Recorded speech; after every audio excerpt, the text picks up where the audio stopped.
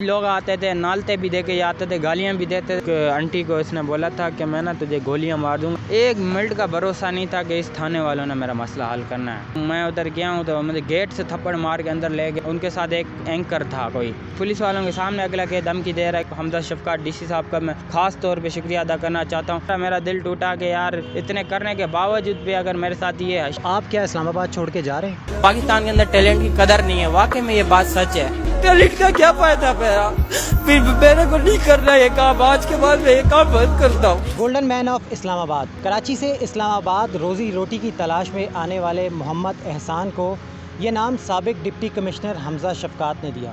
ये नाम हासिल करने के लिए उन्हें बहुत सी मुश्किलात का सामना करना पड़ा।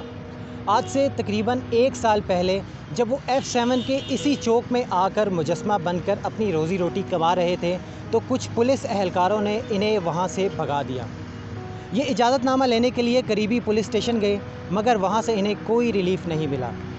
ये इजाज़तनामा लेने के लिए CDA के दफ्तर तक गए मगर उन्हें वहाँ से भी कोई रिलीफ़ नहीं मिला। अगले दिन ये इजाज़तनामा लेने के लिए डिप्टी कमिश्नर हमजा शफकात साहब के दफ्तर पहुँच गए।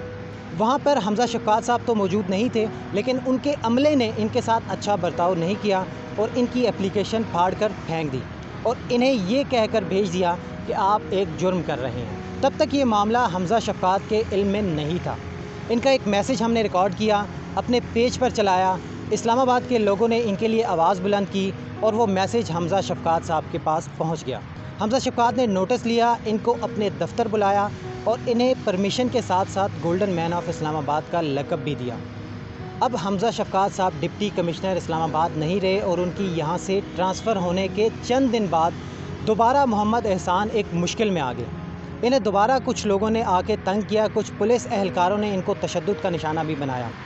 इनकी एक वीडियो वायरल हुई जिसमें ये बहुत जज्बाती नज़र आए और इन्होंने कहा कि यहाँ टैलेंट की कदर नहीं है और मैं इस्लामाबाद छोड़कर जा रहा हूँ। इन्हीं से पूछते हैं कि आखिर हुआ क्या था। एहसान, ये बताइएगा कि आपके साथ क्या माजरा पेश आया, शुरू से क्या मसला आपके साथ हुआ जब आप यहाँ पे खड़े हुए दोबारा? जब इधर डीसी साहब के ट्रांसफ़र के बाद मुझे 5 या 6 दिन के बाद मेरे साथ ये मसला हुआ है कि मैं इधर खड़ा था तो एक स्टीलमैन बन के खड़ा हो रहा था। उसको मैंने बोला भाई आप इधर ना खड़े हों, आप अगले मरकज़ में चले जाएं, इधर मैं खड़ा होता हूं। तो ऐसे हमारा चलता रहा। मैंने थाने में एक बात की, थाने वालों ने कोई रिस्पॉन्स नहीं आया उधर से। तो चलते चलते मैं रमज़ान भी आ गया, मैं 4 दिन नहीं आया था इसलिए कि मैं जल्दी आता, जल्दी चला जाता था, बुखार था ना। तो एक दफ़ा मैं इधर आया हूँ तो मेरे पहले इसने एक बंदा भेजा, वो आके जिधर मैं खड़ा था तो बहसबाजी करने लग गया, भाई इधर क्यों खड़ा हो रहा है, तो उसको क्यों मना करता है, तू कौन होता है, ये होता है। मैंने बोला भैया मैंने ये मना नहीं कि काम करने से, मैंने बोला आप दूसरे मार्केट चले जाएँ या ये वहाँ चले जाना। तो इतनी बात हुई है। मैंने बोला अब इतनी आवाम इसने जमा कर दी, जाहिर बात है कुछ भी नहीं, उनका तो कुछ भी नहीं है, मेरी तो थोड़ी सी इज्जत थी। मैंने बोला अभी मैंने तो साइड पर ना, समझदार का काम होता है बंदा साइड पर, मैं साइड पे, मैंने अभी काम तो होना ही नहीं है, मैं वापसी चला जाता हूँ। मैं वापसी जाने लगा तो बीच में ये हुआ कि उधर से मैं इतने बंदे बुलाए स्टीलमैन ने ना, तो सामने खड़ा। मैंने बोला भाई आपने ना उस बंदे को क्यों भेजा? कह रहा मेरी मर्ज़ी, अभी मैं जो मर्ज़ी आएगा दिल में करूँगा। तो एक आंटी को इसने बोला था कि मैं ना तुझे गोलियाँ मार दूँगा, 30-30 रुपये लेके ना, मेरे बारे में कह रहा था। तो आंटी ने मुझे बता दिया कि भाई ये बातें कर रहा था। मैंने बोला जो मारने वाला, हमारी सिंधी में कहावत है, जो करने वाला बोलता नहीं है और करने मतलब करके चले जाता, हमारे में बोलते नहीं है ना सिंधी, करके दिखाते हैं। तो मैं चुप हो गया। मैंने ये क्या करेगा करने, तो मुझे नहीं पता, इसने बंदे बुला लिए पीछे से ना, यहाँ से गिले बांध से पकड़ते मुझे रोड पे घसीट के लेके गया। तो मैंने बोला उधर मतलब थोड़े थप्पड़ भी मारी मुझे, कपड़े भी मेरे जो जैसे वीडियो में देखा फाड़े। तो मैंने बोला अब मैं क्या कर सकता, मैं अकेला हूँ। मैं वहाँ से मैंने बोला चल मैं थाने जाता हूँ।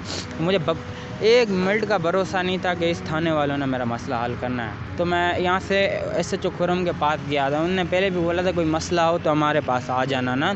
तो यहाँ से मैं F8 थाने जा रहा था मियाँ खुरम के पास।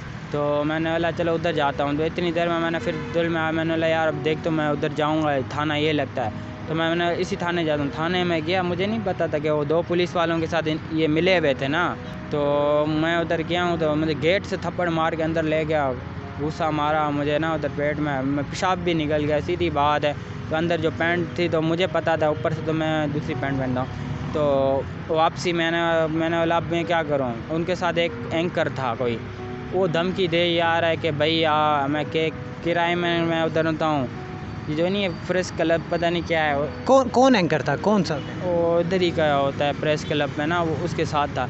तो मैं तुझे यूँ दस्ती मैं पर्चा करवा दूँगा, ये करवा दूँगा। मैंने बोला मैं कुछ बोल ही नहीं सकता था उस टाइम। मैं ज़ाहिर बात है, अभी इस जगह आप भी होते तो आप भी चुप होकर खड़े रहते, क्योंकि सपोर्ट ही नहीं थी मेरी कि मैं क्या कर सकता था। मैं तो पुलिस एहलकारों ने आप पे जो तशद्दुद किया उसके बाद आपको क्या कहा वहाँ से? तो वहाँ से मेरे को बोला कि आप दफ़ा हो जाएँ यहाँ से ना, अभी आप अपना देखें कि आप दोनों अपने मसला हल करें।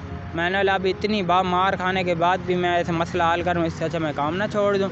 फिर मैं आया, मैंने ये वीडियो बनाई, तो मैं चढ़ाई, तो आईजी साहब ने एक्शन लिया ना, आईजी साहब ने एक्शन लिया। तो डीएसपी बुखारी साहब ने मुझे बुलाया, तो भाई क्या मसला है? मैंने बोला ये मसला है। तो उन्होंने बोला कि आपका मसला हल कर देंगे। मैं जब वापसी आके देखता हूँ तो वो बंदा उधर ही खड़ा है। तो मैंने बोला यार इतने करने के बावजूद भी अगर मेरी आवाज़ नहीं सुनी गई, तो फिर मैंने उधर कपड़े वपड़े उतारे फाड़े। मैंने बोला मैंने नहीं करना काम, मैं जा रहा हूँ। आप मुझे ये बताओ कि आपको क्या लगता है कि क्या कोई मिले हुए थे, कौन कौन लोग इनके साथ मिले हुए थे जिन्होंने ये सब कुछ करवाया? असल में ये जो है ना, वो उसके ही महल्ले के लड़के थे, वो भी उसी के साथ ही थे ना, पुलिस वाले तो उसी के साथ ही थे। जब भी मैंने क्या बोलता, मैं कुछ भी नहीं कर सकता था। मैंने जैसे वीडियो बना के छोड़ी, इसके बाद उस एंकर ने आपको क्या कहा? उस एंकर ने मुझे कहा कि मैं तेरे पे पर्चा दे दूँ। पुलिस वालों के सामने अगला के धमकी दे रहा है कि मैं पर्चा दे दूँ, तो फिर मतलब हो गया, सारा काम हो गया। तो मेरे को कह रहा है कि तेरा जो चैनल चला रहा है उसको भी मैं 1 मिनट में फारिग करवा सकता हूँ। उसके सदर को फ़ोन करूँ, मेरा जो निसार भाई हैं जो मेरा यूट्यूब चैनल चला आ रहे हैं, कह रहा उसको भी मैं फारिग करा सकता हूँ उधर। मैंने बोला इतनी बड़ी धमकियाँ दे रहा। मैंने बोला मैं क्या करूँ? तो मेरे उस टाइम कुछ आइडिया नहीं आ रहा था। मैंने बोला अभी बाहर निकलेगा, ज़ाहिर बात है क्या आइडिया आएगा, एक बंदा फंसा हुआ है एक जगह पे। तो मैं जैसे बाहर निकला, मैंने वीडियो बनाई है, तो आईजी साहब तक पैगाम पहुँचाया गया है। तो इसके बावजूद कोई नहीं सुनी गई थी। तो फिर अचानक आईजी साहब ने फिर एक और एक्शन लिया है। एक्शन जैसे लिया तो मुझे एक अल अकराम फाउंडेशन है, उन लोगों ने मुझे हौसला अफजाई की। तो बोल रहे हैं आप खड़े हैं, आपके साथ हम खड़े हैं। तो मैं तो जा रहा था, मैं वापसी जा रहा था।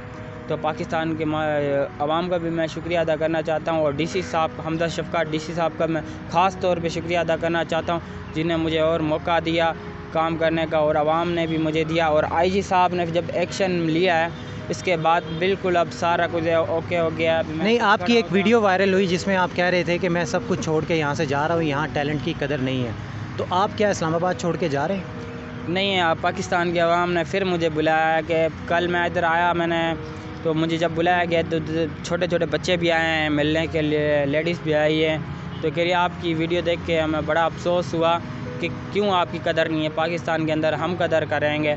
बहुत सारी आवाम आई है जब मैं इधर आया हूँ कल। तो इस्लामाबाद इन पेच है ना, असलान भाई और तौसीफ़ भाई, ख़ास तौर पे मैं उनका शुक्रिया अदा करना चाहता हूँ, जिन्हें रात के 2 बजे मैंने उनको कॉल की है, तो उन्होंने मुझे जवाब दिया है। अच्छा, मुझे ये बताओ, डिप्टी कमिश्नर जो हमजा शफकात साहब थे, अब तो उनकी ट्रांसफ़र हो गई है, उनकी याद तो आपको आई होगी? याद तो बहुत आती है। और ये देखें ना, मैं आपको दिखाता हूँ, डीसी साहब ने जब असल में मेरे पास खुद का पेज नहीं है, पर फेक पेज में चला आ रहा हूँ, ये देखें, आप दिखा सकते हैं। उन्होंने जवाब में मुझे बोला कि आप जाएं उधर।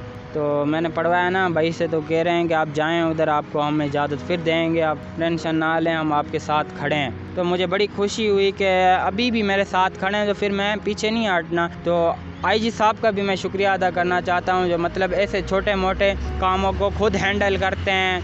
अच्छा, मुझे ये बताओ, आपने कहा कि यहाँ टैलेंट की कदर नहीं है, एक वीडियो वायरल हुई और आप काफ़ी मायूस और जज्बाती नज़र आ रहे थे उसमें। आपको क्या इस्लामाबाद की आवाम ने वो प्यार या वो मोहब्बत नहीं दी जो आप चाह रहे थे?